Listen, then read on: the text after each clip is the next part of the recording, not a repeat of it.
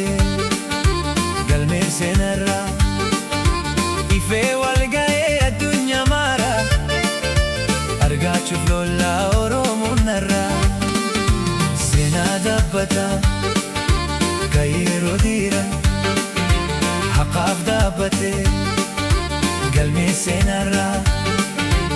ifee wal ga'ee addunyaa maara argaachuuf lollaa Oromoon har'aa.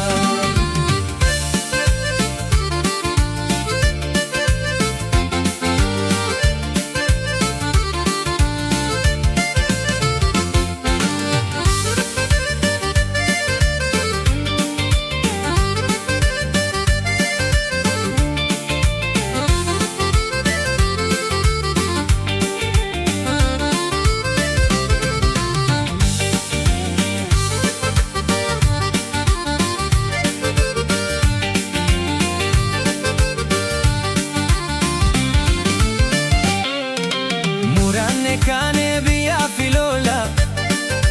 diina sodaannee hin bullu jaala dhugaa dhokattee tanyeeroo dheeraa bifaatti baasuuf qophoofne jirra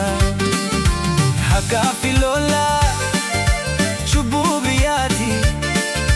fakkaata keenyaan lamuun gabroomnu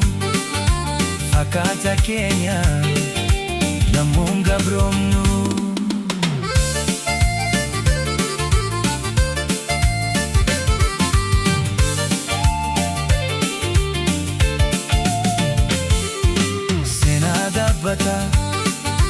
Ka yeroo dheeraa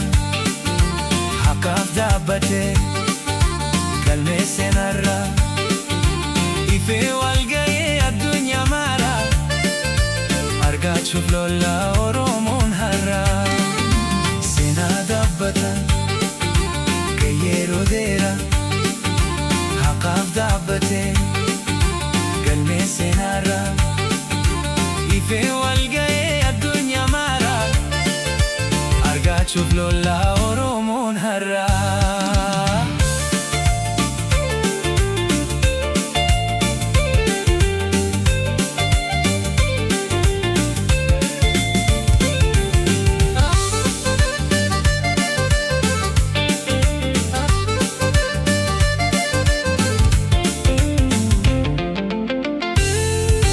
Barbaada haqaa lagaa fi gaara daggaala seennee muraanne gaara halayya buunee taballee baana seenaa dhokaattee falmaan mul'isna dabullaa darraa yoomiyyuu hin hamnu daraaraaf hanna yoomiif hayyaamna mirgaa mulqaamne qabsuun daffannaa mirgaa mulqaamne qabsuun daffannaa seenaa dhaabbataa